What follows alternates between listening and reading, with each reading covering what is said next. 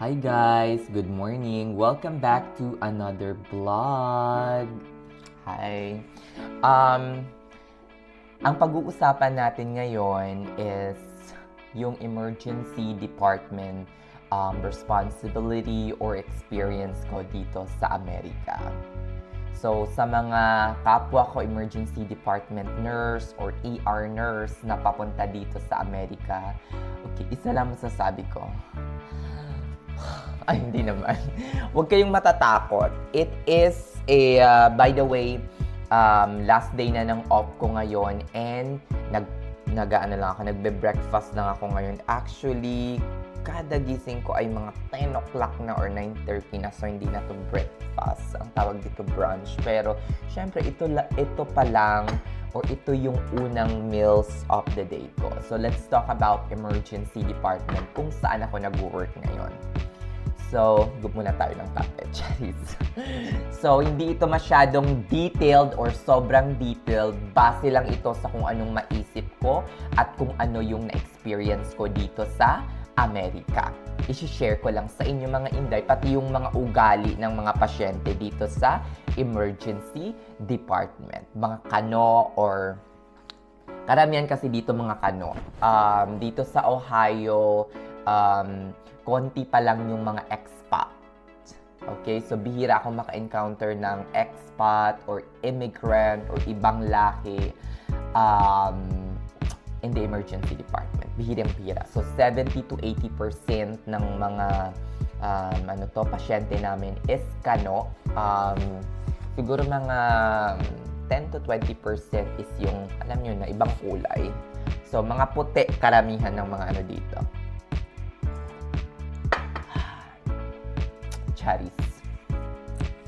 Ayan, let's start sa section ng emergency department. So, merong I think 5 or 6 section yung aming emergency department. Our emergency department is a 50 to 60 beds ata. Pero ang ano dito sa Amerika is napakalaki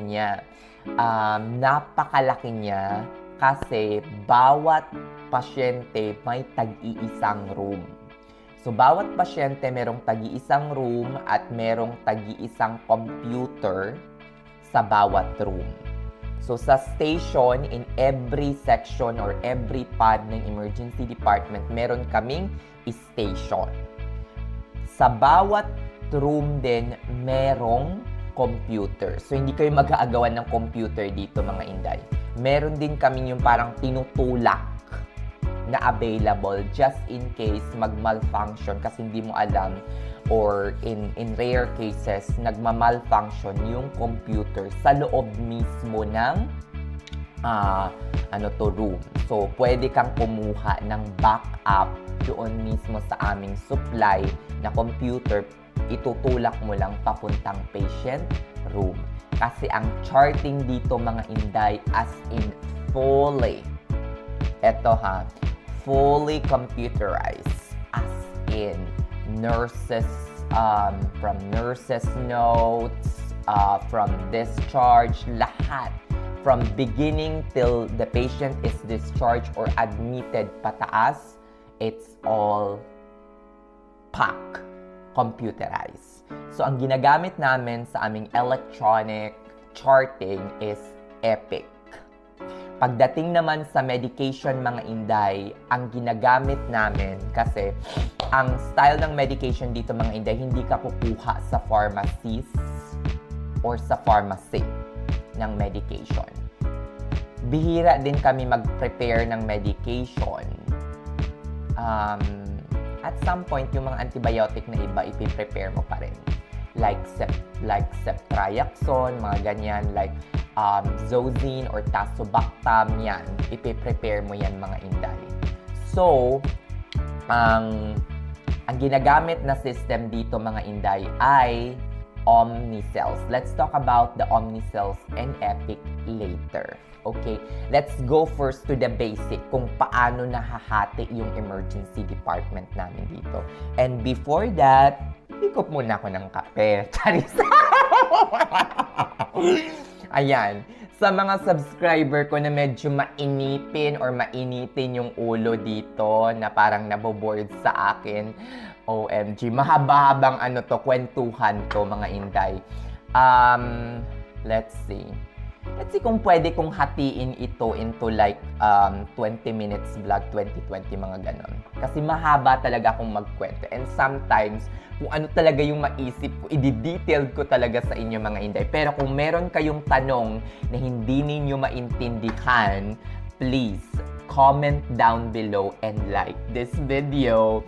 As in, natutuwa talaga ako pag nagko-comment kayo at nakikipag-interact ako sa inyo mga Inday. As in, nakakaloka!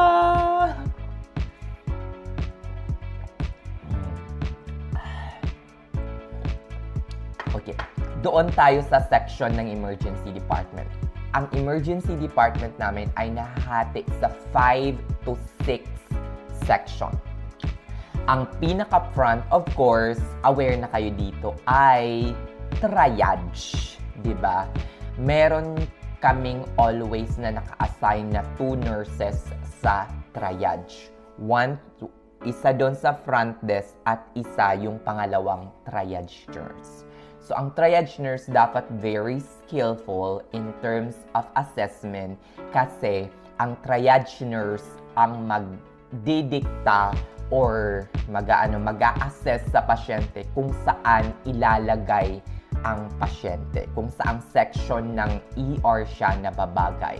Whether sa urgent care section, sa non-critical sections but needs more investigation, sa critical section or diretso ba siya sa parang super critical room or trauma room namin. O, diba? So, dapat ang isang triage nurse ay very skillful. Usually, ang isang triage nurse ay hindi hinahayaang maging alone or sometimes you don't go to triage until you're 6 or 12 months. I think after 6 to 8 months sa amin. So, napaka-importanting posisyon ang triage. Kaya kapag palagi kang nilalagay sa triage dito sa Amerika, you're very like knowledgeable, you're very parang trusted ka nila in terms of maybe assessment. Hindi katulad sa Saudi, ay, doon na lang yan sa triage, day. Wala naman niyang alam. O, diba? Mga ganon. Huwag mo nang ipasok dito yung nurse na yan, day. Sasabihin sa'yo ng team leader, day, huwag mo nang ipasok yung na yan. Yung nurse na yan, nakakabwisit lang yan dito sa main zone or sa ER main. Doon na yan sa sa triage. Walang alam. O, diba? Parang yung triage, taga vital signs. Nakakaloka. Pero dito, binibigyan ng halaga. Sobra. O, diba? Bongacious! Sa ibang malalaking ospital, parang specialization pa nga yun. Yung parang, ang ginagawa niya lang is triage. Para siyang, triage nurse. O, diba? O, eto pa, mga Inday. Let's go to naman. So, doon sa triage, mga Inday, pagpasok ng pasyente, i-assess mo, kukunin mo yung unang-una, kukunin mo yung social security number, verify the name and date of birth. Lalagyan mo ng ID ban. Pagkalagay mo ng ID ban, pauupuin mo, vital signs mo. Doon mo na i-ask. Very important question kapag nasa triage kayo, mga Inday, ay are you homicidal? Are you suicidal? Mga ganyan. This is a very, very important question. Kasi kapag karamihan sa mga patient dito kung suicidal sila and then you ask them if they have definite plans in committing suicide, mga ganun. Do you feel safe at home? Mga ganyan. Very important din yan. Pag sinabing hindi, sometimes social worker or social consult will be administered or given to the patients. Yung social consult. So yun yung mga important questions that you need to ask the patient. And of course, you need to assess the patient kung saan mo ba talaga sila ilalagay. Diba? So, meron kaming category 1 to 5 dito. So, ang category 4 and 5, it's just like mga chronic back pain, yung mga simple suturing, yung mga sore throat, yung mga cough and colds that do not need deeper investigation. Kung yung mga light investigation lang. Usually, dapat hindi ata mag-exceed 1 or 2 more resources, mga ganon. Yung resources na sinasabi ko, yun yung mga gagawin sa pasyente. So, kapag 3 naman, usually, ito yung mga abdominal pain, yung mga nausea and vomiting that needs investigation, blood investigation, needs CAT scan, need mga kung ano-anong mga test, but they are good. They are stable. What do I mean when I say stable? Ang stable kasi hindi siya yung parang perfectly stable na sinasabi ko. Maaring yung blood pressure niya is slightly elevated, maaring yung heart rate niya is slightly elevated as well. So, hindi siya yung parang perfectly stable na normal lahat yung vital signs. Okay? Pagdating naman yun yung 3. Usually nilalagay yun sa critical pod non-critical pod section. Or sa Saudi, tinatawag namin yung main zone. Ang category 2, mga inday, pwede kang maglagay doon sa critical pod. Ito naman yung mga like SBT na medyo stable naman, o kaya mga sinus tachycardia na patient na medyo unstable na. So, anything that is critical is 2, ilalagay mo yun sa Usually, pag 1, ito yung mga galing triage na sobrang dapat madalian, may mo na siya, perfect. Diba? Ilagay mo na siya agad-agad sa aming critical care room. Okay? 2 room ata yung critical care. So, pagpasok ng pasyente, tapos merong mga like for example impending abdominal aortic aneurysm, mga ganyan, anytime pwedeng sumabog, mga inday. Okay, yung mga pagka-ECG ninyo, diba? Kasi pagdating ng patient sa triage, inuman na tayong kape. Pagdating ng patient sa triage, mga inday, siya agad, pag merong chest pain, immediately dapat i-ECG mo yan. As in, the assumption is that meron siyang STEMI or maybe non-STEMI. Kasi kung merong STEMI yan, dapat dire-diretso, mga inday. As in, within 10 minutes, 15 minutes, mga ganyan, dapat under 20 minutes or under 25 minutes, dapat nasa cath lab na yan, mga inday. So, madalian or mabilisan talaga kapag STEMI. So, yun mga inday. Category 1, pag may dumating na chest pain, diretso agad i-ECG. Kasi sa triage, mga inday, meron kaming 3 rooms, pero yung rooms na yun, walang bed, upuan lang ang meron doon. Pwede kang mag-ECG, pwede kang mag-ganyan. So, doon sa triage. Kung may nakalimutan ako, mga inday, about the triage section, please, paki-comment down below sa mga nandito na at nanonood ng video na to kung may nakalimutan akong hindi nabanggit. Okay? Yun lang. Okay, check your blood. Kung minsan naman sa triage yung parang nangihina, kung minsan may mga nagko-collapse sa triage, yung mga inday, sometimes low blood sugar lang pala. 39 or 35 na yung blood sugar. So, pag may mga nangyaring ganon, check the blood sugar, call for help, mga ganyan.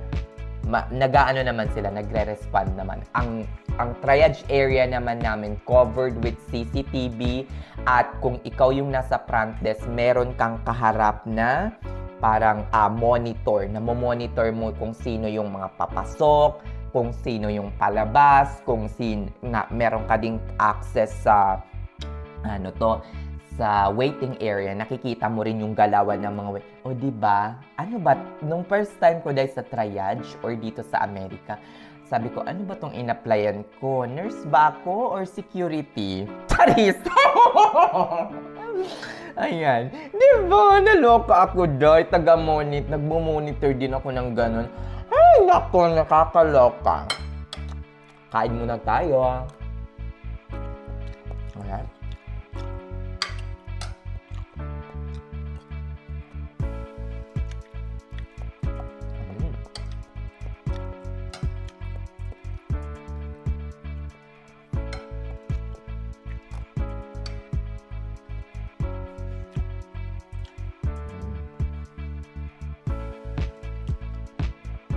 Ayan, punta naman tayo sa second section ng ng emergency department.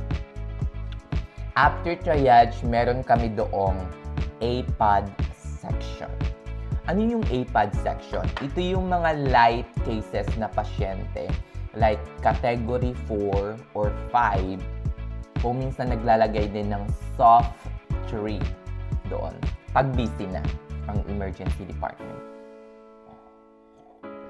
So doon, mga Inday, meron kaming parang lazy couch na pwede kang ma-recline. I think 2 ata. Tapos meron ding mga beds. So category 4 and 5. Pwede doon yung mga parang urgent care cases. Pag doon ka na-assign, hayahay ang buhay.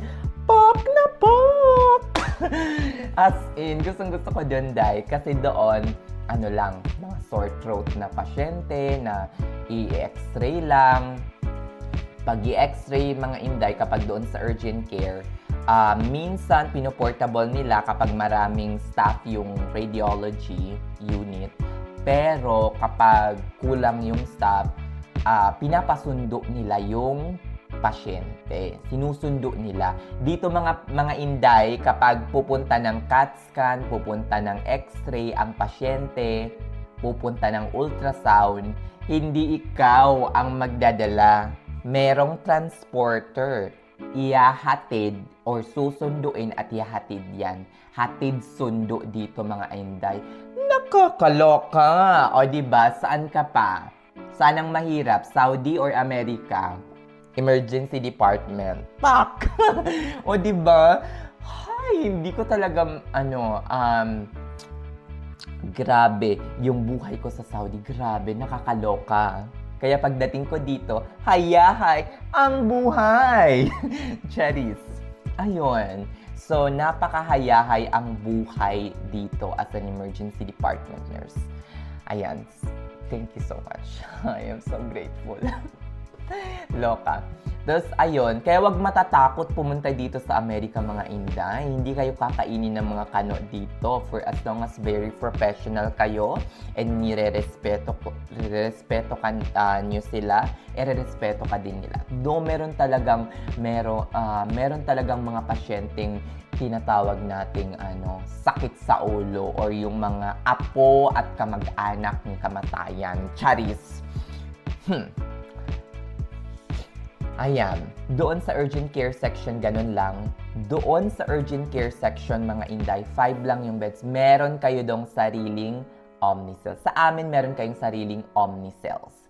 So, doon kayo kukuha ng gamot, doon kayo kukuha ng... Ano ba yung Omnicells na pinagsasabi ko? Parang fixes din yan kung na-try ninyong mag-work sa mga pinaka-malalaking hospital sa Middle East or sa Saudi Arabia, merong fixes. You will put your fingerprint, ilalagay ninyo ang employee number ninyo, put your fingerprint or yung ninyo, tapos magbubukas na, tapos makikita nyo doon yung list of patient admitted sa emergency department. Ise-select nyo lang yung patient ninyo. Pagka-select ninyo sa patient ninyo, mga Inday, lalabas doon yung mga gamot for your patient. Tapos iaano nyo lang, i-select nyo lang. Pagka-select ninyo, remove items, yung drawer, bubukas na siya. Or iilaw, kayo yung magbubukas syempre. Hindi naman yun automatic na parang, check! Ganon, hindi naman. Sobrang high-tech naman yun, mga Inday. Iilaw, tapos pwede nyo siyang hatakin para buksan yung drawer na yon. Kasi kung hindi, yung mga drawer na yon, hindi yun nagbubukas basta-basta. Dapat, of course, lalagay yung fingerprint ninyo, tapos ilagay yung pasyente. Walang pwedeng magbukas nun kayo lang na mga nurses na may access. Even doctors here has no access to the Omnicells. Only RNs. O, diba? No, walang access. Ang kahit na sino man, only registered nurse and I think yung educator, nursing educator, may access sa Omnicells. As far as I know. Parang ganon. So, tayo lang mga inday, mga nakasentro talaga yung RN dito as medication nurse. Why? Kasi napakadelikado dito na mag-administer ng meds. Diba? Kaya nakasenter talaga sa RN. Napakahalaga. Paulit-ulit kong sinasabi sa inyo mga inday, napakahalaga ng RN dito. Ito pa. Yun na, meron kayong sariling Omnicells mga inday. Usually, tinatawag namin yung urgent care or fast track section. Kasi mabilis ang turnover ng pasyente doon. Puro kayo discharge. So, mabilis din. Napakarami yung mga patient. Pero hindi kayo may stress. Kasi napaka-light mga foot pain, mga ganyan. Yun lang yung meron doon. Ang pinaka matagal na doon is, for example, kasi maraming pumupunta din na for example, STD check or something, and then bibigyan nyo ng infusion na IV antibiotic, mga ganyan. Kung minsan, nag-i-insert din kayo ng line doon.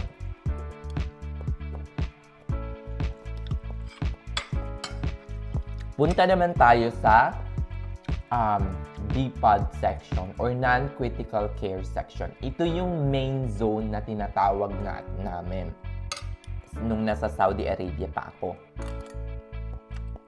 Higup tayo ng kape.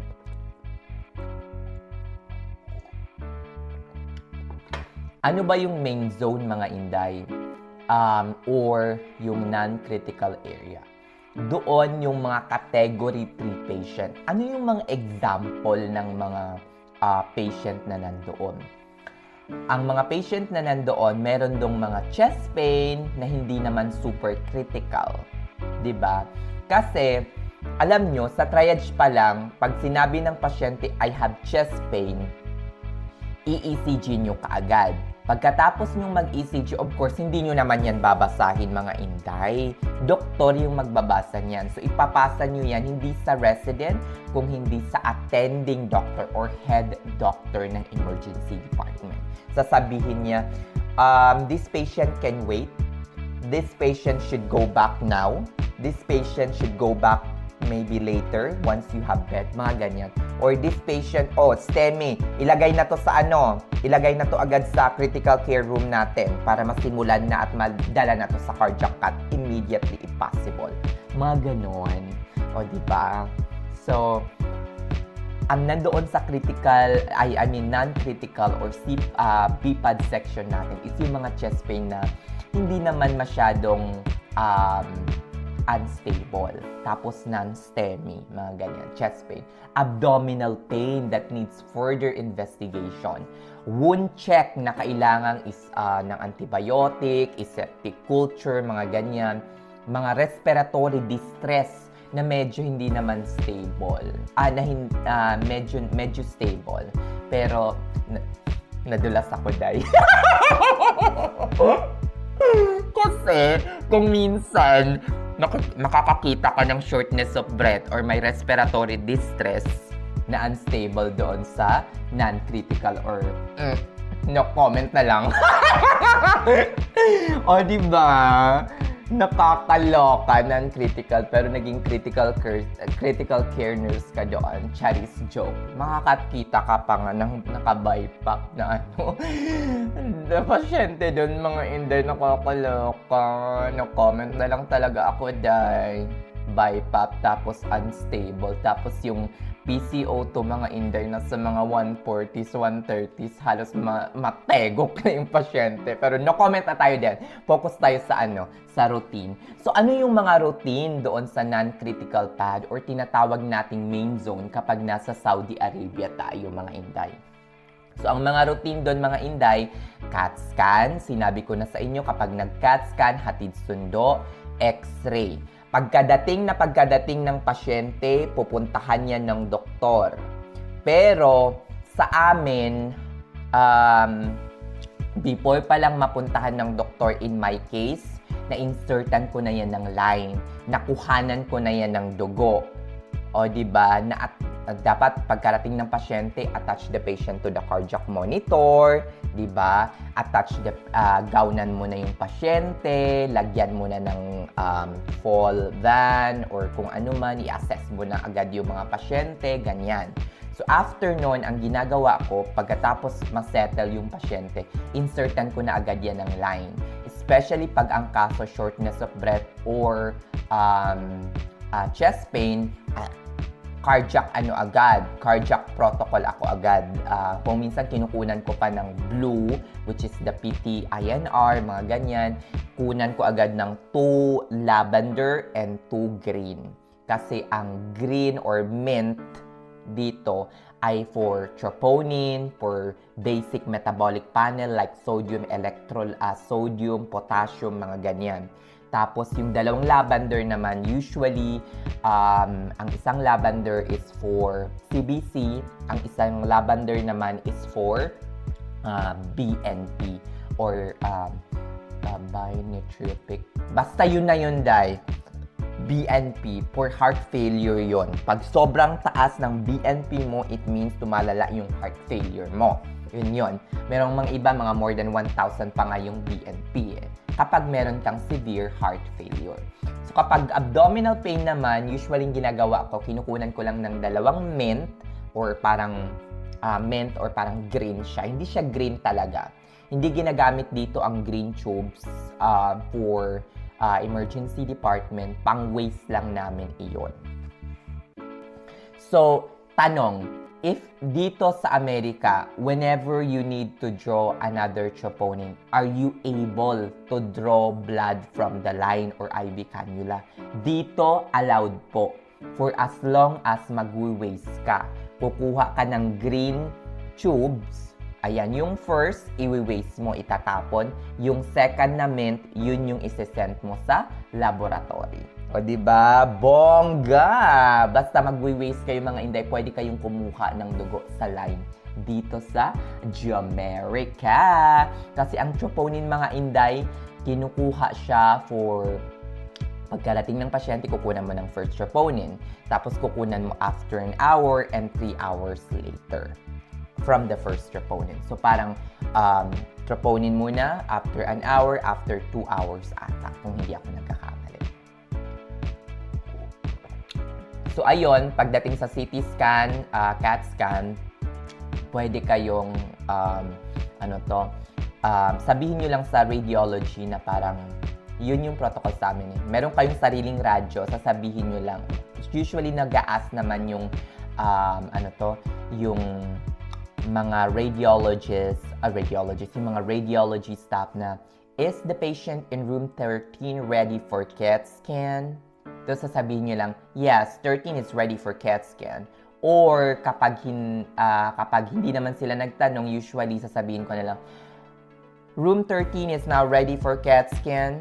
Mga ganon. So, sunduin na nila yan. Then, after that, ihahatid din nila after magawa yung CAT scan. Okay?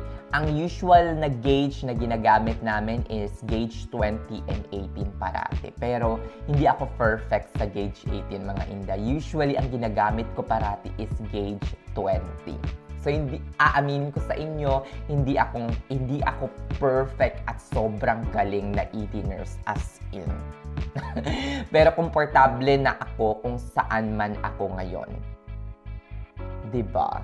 Bongga! Cherries. Ayun, ano pa nga bang ginagawa sa 3? Kung minsan full bed change din kayo, chini-change nyo yung pasyente. Kung sa Saudi Arabia, binuburasectomy din.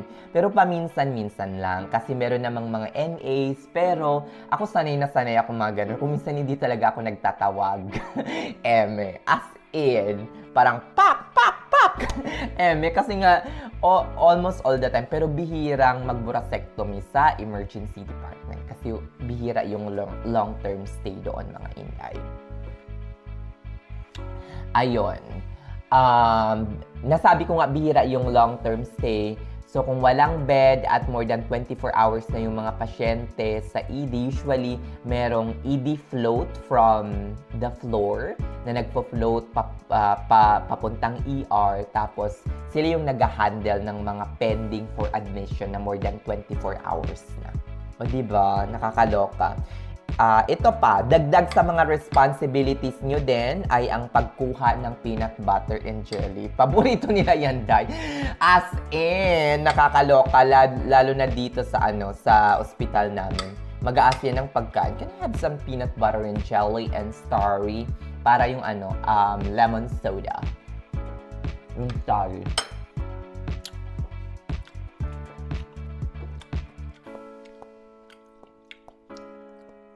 Ayan, punta naman tayo sa critical care section. Ang meron din sa critical care section ay mga critical na pasyente, mga Inday. Ay, nga pala, doon sa non-critical, 1:4 kayo, mga Inday. As in, pero hindi naman siya sobrang dali, pero kaya naman. So, 4 rooms is to 1 nurses. Napakadali lang kasi ang routine mo, kukuhanan mo ng blood, mag-aantay ng x-ray or CAT scan, tapos nun, wala ka nang gagawin. Hindi mo yan iahatid sundo, mabilis lang. Tapos yung charting, mga Inday, dito, wala na yung ang dami mong i-chart. Tick, tick, tick, tick, tick. Tapos, o diba? So, punta tayo sa CPAD section ng ospital. So, ang CPAD section, mga Inday, ay doon yung mga critical care na mga pasyente. Doon din naka-station ang charge desk. Doon yung charge desk. So, pag sinabing ng charge na, can you please come to the charge desk now? Punta kayo ng critical, di ba? Kasi nasa non-critical kayo.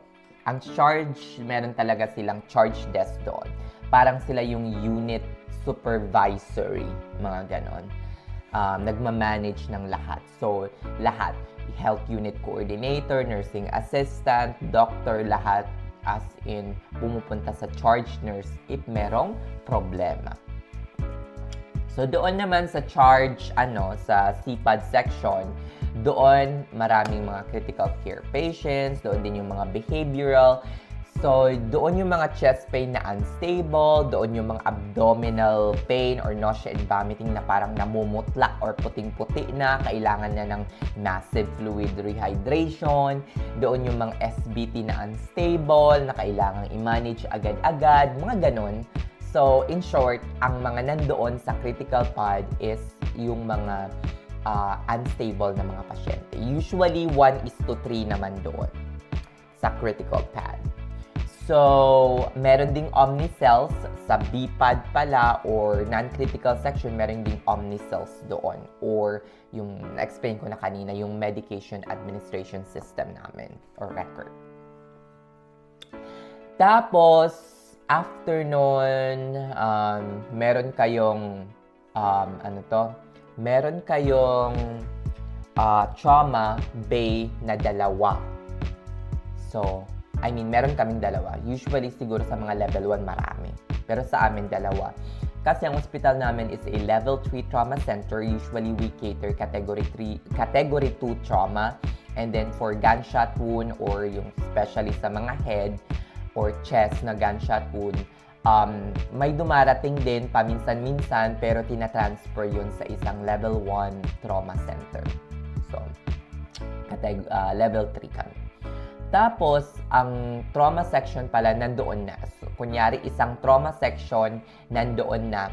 As in, nandoon na mismo yung x-ray dye, igaganyan na lang.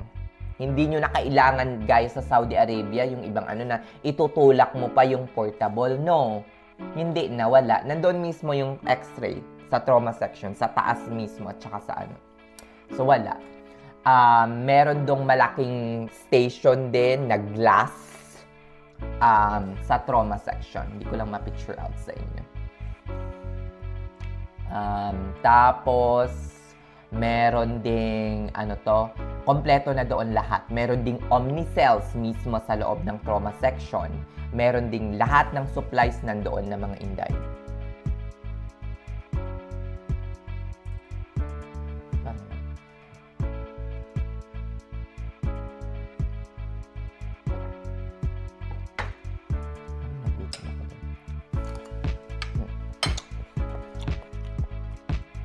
Tapos meron din kaming dalawang critical care na na parang for cardiac arrest, mga ganyan, for mga critical care na patient.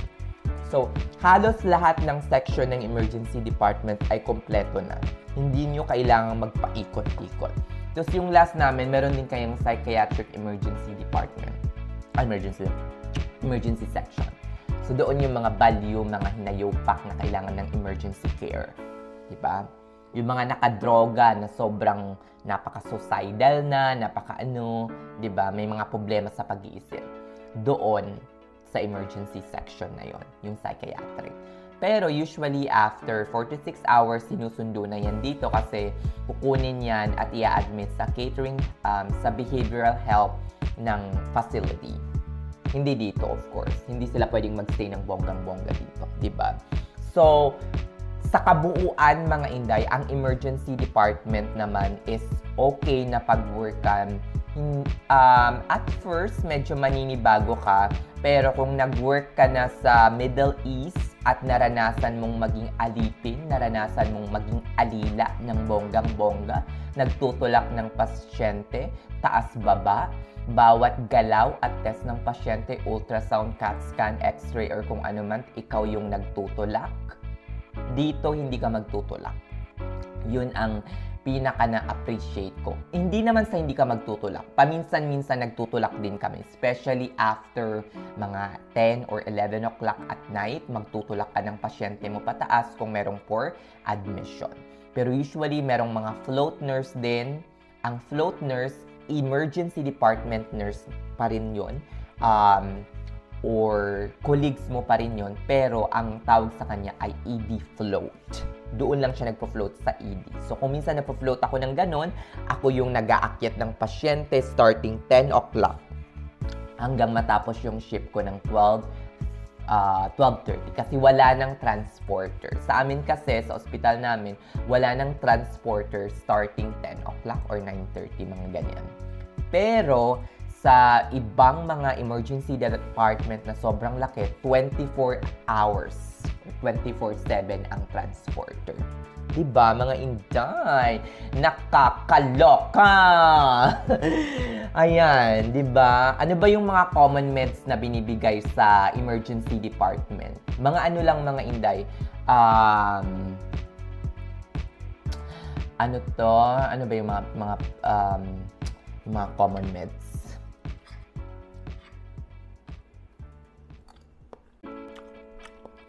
Mga ano lang, in terms of antibiotic, mga ceftriaxone, vancomycin, tazobactam, or Sozin. Nagbibigay din ng kung minsan pyrazinamide for heart failure. Pinaka-common na pain medication namin is ketorolac. Ketorolac for pain. Nagbibigay din ng mga tablets na Tylenol at saka Motrin. Pero pag mga narcotics na, ang pinaka-common ay fentanyl or hydromorphone or tinatawag nilang Dilaudid dito. Yun, kailangan nyo ng witness always for mga morphine, Dilaudid, and fentanyl. If, for example, dito yung fentanyl ay 50 per vial per ml is 50 micromilligrams. Ang in-order ng doctor, 25 lang. Kailangan may mag-witness sa inyo.